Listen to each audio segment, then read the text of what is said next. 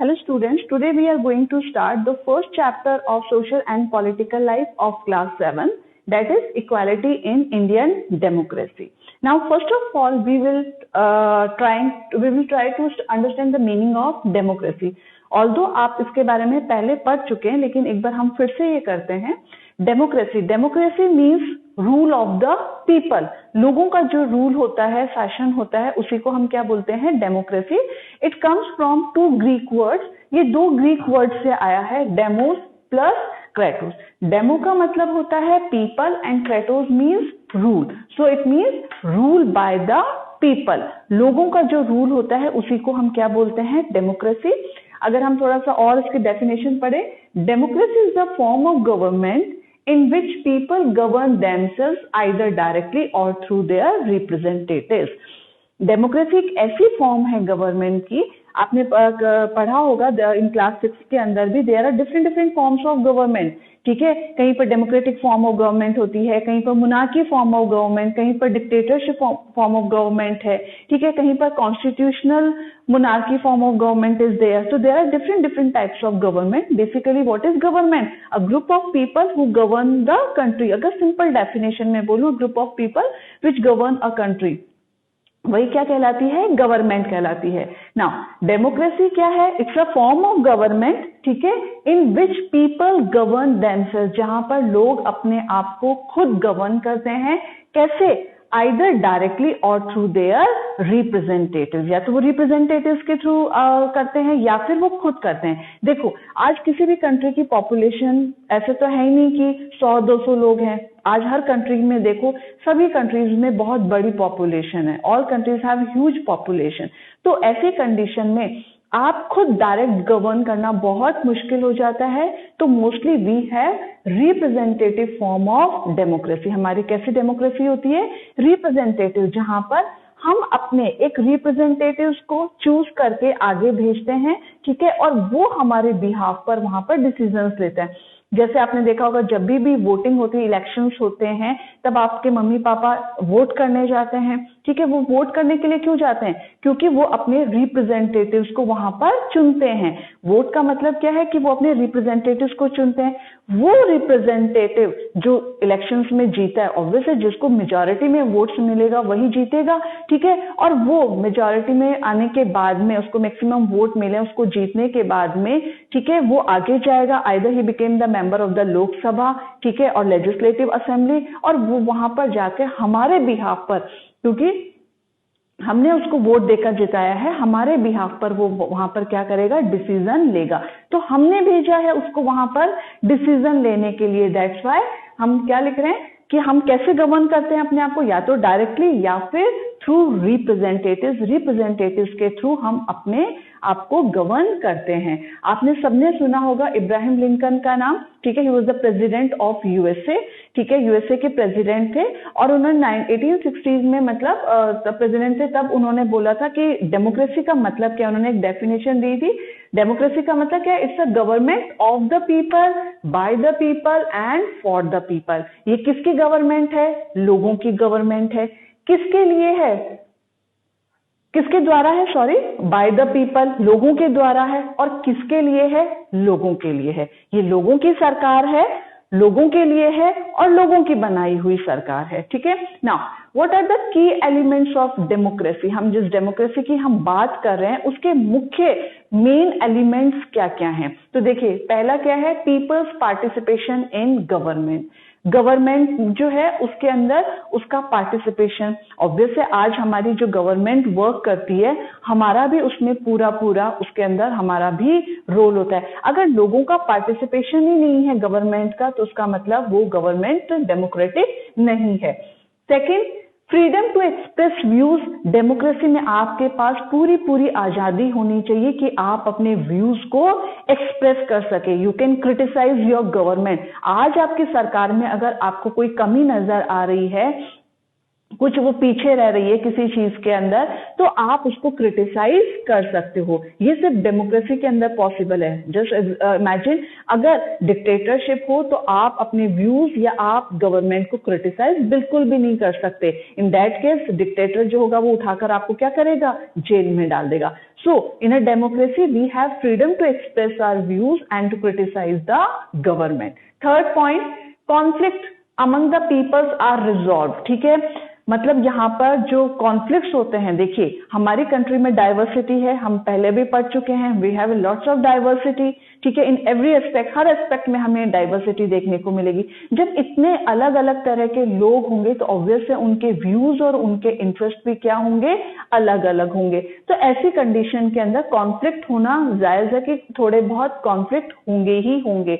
और डेमोक्रेसी एक ऐसी फॉर्म ऑफ गवर्नमेंट है जो कि बहुत शांतिपूर्ण तरीके से इन कॉन्फ्लिक्ट्स को सुलझाती है, इनको रिजॉल्व करती है। So conflict among the people are resolve according to the laws of the country which are same for all the people. मतलब यहाँ पर जो कोई भी कॉन्फ्लिक्ट्स हैं उनको बहुत ही शांतिपूर्ण तरीके से, पीसफुल तरीके से उनको रिजॉल्व करा जाता है according to the laws of the country. मतलब जो कंट्री के लॉज हैं उनके अकॉर्डिंग उसको सॉल्व करा जाता है। And laws are as we know that is same for all the people. ठीक है, मतलब जो लॉज हैं that are same for all the people, सब लोगों के लिए लॉज क्या है, सेम है। ठीक है, जस्टिस एंड इक्वालिटी। ठीक है, जस्टिस और equality these are also the important elements of the democracy. ठीक है, we all the people of India have the right to get equal treatment. तो इस चैप्टर में we will focus more on equality. हम equality के ऊपर focus करेंगे, हम जानेंगे व्हाट इज इक्वालिटी, इक्वालिटी क्या है। ठीक है, why it is important in democracy, ये डेमोक्रेसी के अंदर इंपॉर्टेंट क्यों मानी जाती है, और क्या इंडिया के अंदर रहने वाला हर इंसान इक्वल है या नहीं, ये सब हम इस चैप्टर के अंदर देखेंगे। चैप्टर की हम शुरुआत करते हैं एक कहानी पर। Let's begin by looking at a story of Kanta Devi. ठीक है, कांता देवी की कहानी से शुरू करते हैं। Kanta Devi she lives in a slum. ठीक है, एक सिटी, कोई सिटी है, वहां पर स्लम्स के अंदर मतलब वो रहती है। She is a domestic helper. ठीक है, घरों के अंदर काम करने वाली है, जो मेड की तरह काम करती है घरों के अंदर। और she lives in a slum, वो स्लम एरिया के अंदर उसमें रहती है। ठीक है, she went to cast her vote. Election आए तो वो भी अपना वोट कास्ट करने के लिए गई। And she was very excited to vote, वो वोट करने के लिए बहुत ही एक्साइटेड थी and feeling very happy. Because क्यों एक्साइटेड थी वोट करने के लिए, because she is also having one vote, उसका भी एक वोट था। And she is equally to others, वो दूसरों के बिल्कुल बराबर थी। वो इसलिए एक्साइटेड थी कि देखो आज वो दूसरे लोगों के तरह है, उसको भी वोट देने का अधिकार है। ठीक है, और उसके वोट की भी वैल्यू है। जब वो वोट वहां पर वोट करने के लिए जाती है तब वो अपने जो एम्प्लॉयर है मिस्टर जैन, उनको पहचान लेती है। उनके घर में काम करती है मिस्टर जैन के यहाँ पर, वो भी उसी लाइन के अंदर खड़े थे। Other people were also standing with her in the line. ठीक है, उसी लाइन के अंदर और भी बहुत सारे लोग खड़े थे। अब आप देखिए उस लाइन के अंदर हर धर्म को फॉलो करने वाले लोग खड़े थे। अमीर भी थे, गरीब भी थे, पढ़े लिखे भी थे, अनपढ़ भी थे, सब लोग वहां पर खड़े होकर वोट देने का उस लाइन के अंदर वेट कर रहे थे। तो दैट्स वाई जो कांता देवी थी वो बहुत ही खुश थी। ठीक है, वो बहुत एक्साइटेड थी वोट करने के लिए, क्योंकि उसको पता था कि उसको अभी वोट करने का उसके पास एक अधिकार है, उसके पास राइट है, और उसके वोट की भी वैल्यू है। जैसे और लोगों की वोट की वैल्यू है, उसके भी और सभी वोट्स की जो वैल्यू है वो क्या है, इक्वल वैल्यू है। ठीक है, सो ये जो हम बात कर रहे हैं कि हमारी कंट्री के अंदर ये जो इक्वल राइट्स का जो हमें अधिकार है, इसी को हम क्या बोलते हैं, यूनिवर्सल एडल्ट फ्रेंचाइज। ठीक है, तो हम यहाँ पे पढ़ रहे हैं इक्वल राइट टू वोट। हम सबके पास इंडिया के अंदर, India is a democratic country, India एक डेमोक्रेटिक कंट्री है। ठीक है, और यहाँ पर वोट करने का अधिकार बहुत ही, डेमोक्रेसी के अंदर जो वोट करने का अधिकार है ये बहुत ही इंपॉर्टेंट है। आप देखिए, democratic government works through a system of voting. Democratic country जो होती है, डेमोक्रेटिक गवर्नमेंट जो होती है, वो कैसे काम करती है? Through a system of voting. ठीक है, आप क्या करते हैं जब सरकार कैसे बनाते हैं, सरकार का गवर्नमेंट का फॉर्मेशन कैसे होता है? Through the process of voting. Voting होती है और जिसके पास मेजॉरिटी होती है वही सरकार बनाता है। जैसे अभी किसकी गवर्नमेंट है? बीजेपी की गवर्नमेंट है, क्योंकि ऑल ओवर कंट्री में बीजेपी को क्या मिले? मैक्सिमम वोट्स मिले, उसको मैक्सिमम सीट्स मिली। सीट्स आगे आप समझेंगे सीट्स का मतलब क्या होता है। ठीक है, पहले अभी इतना समझ लेते हैं। तो डेमोक्रेटिक गवर्नमेंट है वो किसके अकॉर्डिंग काम करती है? It works through a system of voting, मतलब वोट के थ्रू काम करती है। अब सोचिए वोट की वैल्यू कितनी है यहाँ पर। The concept of universal adult franchise is based on the political equality. Right to vote, सबको वोट करने का अधिकार है, ये हमें क्या देता है? पॉलिटिकल इक्वालिटी देता है।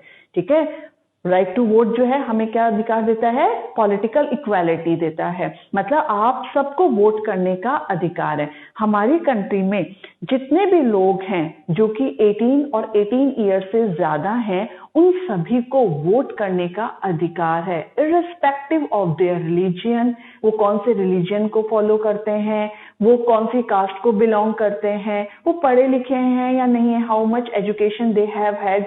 ठीक है, उनके पास कितनी एजुकेशन है, उसके कोई उसके अकॉर्डिंग नहीं होता। मतलब irrespective of these factor every person is having the right to vote who have attained the age of 18 years. कहने का मतलब हमारी कंट्री में हर किसी को मतलब जो 18 और 18 ईयर्स है, देखिए हर कंट्री में, हर डेमोक्रेटिक कंट्री के अंदर एक सर्टेन वोटिंग एज होती है। हमारी कंट्री में वोटिंग एज कितनी है? 18 ईयर्स है। जो 18 साल का होगा सिर्फ वही वोट देगा, 18 ईयर्स, और 18 अबव 18 प्लस होगा, सिर्फ उसी को वोट देने का अधिकार है। ठीक है, और सिर्फ 18 ईयर्स के अलावा मतलब वो किसी भी धर्म का हो, किसी भी जाति का हो, पढ़ा लिखा हो या अनपढ़ हो, अमीर हो, गरीब हो, कुछ भी हो, उसको वोट करने का अधिकार है। And this is known as universal adult franchise. क्या बोला जाता है? Universal adult franchise. यूनिवर्सल मतलब सभी को, एडल्ट मीन्स हु आर 18 और 18 प्लस, जो 18 या 18 साल का है। और फ्रेंचाइज का मतलब क्या होता है? What is the meaning of franchise? Franchise means, याद रखना, राइट टू वोट। फ्रेंचाइज का मतलब क्या होता है? Right to vote. यूनिवर्सल मतलब सब लोगों के लिए। सब लोग कौन? Who are the citizen of India, जो इंडिया के सिटीजन्स है। I am not talking about the foreigner कि जापान से कोई आया उसको भी वोट करने का अधिकार है। No, the citizens of India.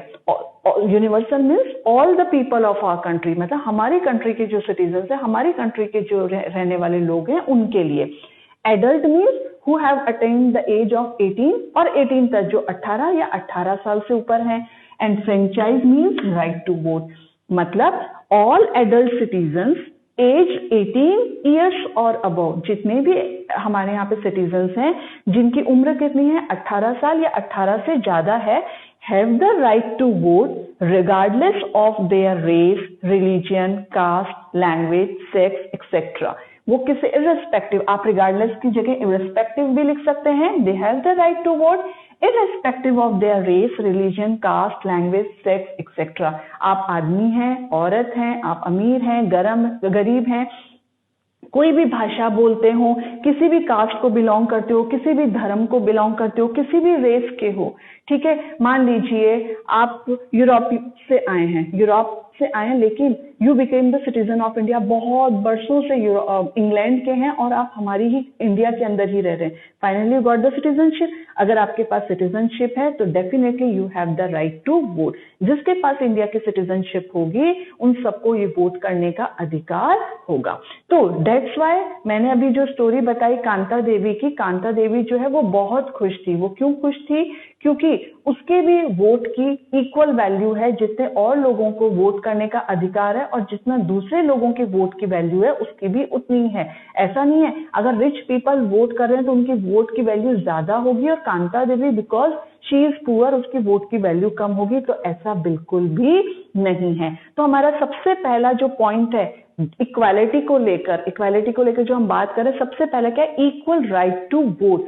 हमारे पास क्या है, इक्वल राइट है वोट करने का, ठीक है। और ये जो इक्वल राइट है, अधिकार जो है वोट करने का सभी के पास जो है, इसी को हम क्या बोलते हैं, universal adult franchise. And this concept of universal adult franchise is based on the political equality. ये हमें पॉलिटिकल इक्वालिटी देता है। सरकार बनाने में सबका इक्वल पार्टिसिपेशन होगा, सब लोग वोट करेंगे, मतलब गवर्नमेंट जो बनेगी वो सबकी सहमति से बनेगी। ऐसा नहीं है कुछ लोगों को वोट करने का अधिकार ही नहीं दिया, राइट ही नहीं दिया, ऐसा बिल्कुल भी नहीं है। All people who are living in India, who are the citizens of India, have the right to vote, ठीक है, irrespective of their caste, religion, sex, language, etc. ठीक है, I hope you have got the point. Now, यहाँ पर आपने देखा Kanta Devi is very happy, क्योंकि उनको क्या लग रहा है कि शी इज इक्वल, ठीक है, वो दूसरों से क्या है, दूसरों के कंपैरिजन करे तो शी इज इक्वल, उसको भी वोट करने का अधिकार है और उसके भी वोट की वैल्यू जो है वो सेम है। लेकिन जैसे जैसे दिन बढ़ता जाता है, कांता देवी जो है, जो उसकी खुशी है वो अब कम हो गई है। अब वो थोड़ा सा डाउट करने लगी है कि रियलिटी में इक्वालिटी का मतलब होता क्या है। रीजन उसका ये है कि वो एक स्लम एरिया के अंदर है। आपको पता है स्लम एरिया में बिल्कुल भी हाइजीन फैसिलिटी तो कुछ होती नहीं है, ठीक है, बहुत गंदा रहता है वहां पर, तो जिसकी वजह से कांता की जो बेटी है वो बार बार बीमार हो जाती है। आज भी जिस दिन वो वोट करने गई है, आज भी उसको बुखार आया हुआ है, लेकिन वो अपने काम से छुट्टी नहीं ले सकती, so that she can take her daughter to the doctor. वो अपनी बेटी को डॉक्टर को दिखा सके, उसके लिए वो छुट्टी नहीं ले सकती। छुट्टी क्यों नहीं ले सकती? क्योंकि आज उसको अपने मालिक से क्या करना है, पैसे उधार लेने हैं, सो दैट वो अपनी बेटी को डॉक्टर के पास लेकर जा सके। इसलिए वो अपनी मतलब छुट्टी लेकर वो अपनी बेटी के पास नहीं रह सकती। फाइनली वो क्या करती है, बेटी को घर पे छोड़कर और काम पर जाती है, अपने मालिक से पूरा दिन भर काम करती है, काम करने के बाद में अपने मालिक से पैसा उधार लेती है और घर आती है। घर आने के बाद अपनी बेटी को वापस डॉक्टर के लेकर जाती है, और जब वो डॉक्टर के पास लेकर जाती है, वहां पर सरकारी ऑब्वियस है, गरीब लोग हैं, वो कौन से हॉस्पिटल, प्राइवेट हॉस्पिटल्स वो अफोर्ड नहीं कर सकते, क्योंकि उनकी जो फीस होती है डॉक्टर्स की वो बहुत ज्यादा होती है। तो जनरली जो पुअर पीपल है वो कहाँ जाते हैं, गवर्नमेंट हॉस्पिटल्स में जाते हैं। गवर्नमेंट हॉस्पिटल में बहुत लंबी लाइन लगी हुई थी। फाइनली कांता देवी को उस लाइन में जाकर खड़ा होना पड़ता है। दिन भर वो ऑलरेडी काम करके इतनी थक गई होती है कि अब उसके लिए लाइन में खड़ा होना मुश्किल होता है, लेकिन फिर भी वो खड़ी होती है। और वो लाइन जो है, जो सुबह वाली लाइन में जिसके अंदर कांता देवी खड़ी थी, उस लाइन से ये लाइन बिल्कुल अलग थी। सुबह वाली कौन सी लाइन थी? सुबह वाली उस लाइन में खड़ी थी जब उसको क्या करना था, अपना वोट कास्ट करना था, अपना वोट डालना था। लेकिन आज अभी शाम को वो डॉक्टर के बाहर एक लाइन में खड़ी। दोनों लाइन बहुत अलग है। क्यों अलग है? क्योंकि इस लाइन में सिर्फ गरीब लोग खड़े थे, जबकि सुबह वो जिस लाइन में खड़ी थी उसमें हमारे सोसाइटी के हर तरह के लोग खड़े थे, अमीर गरीब सब तरह के लोग वहां पर थे। लेकिन ये जो लाइन थी इसमें सिर्फ कौन लोग थे? गरीब लोग थे। तो कांता देवी के मन में कहीं ना कहीं एक शक आता है, एक डाउट आता है कि what is the real meaning of equality, equality का रियल मीनिंग क्या है। तो ये हम this we will discuss in the next lecture. Okay, thank you.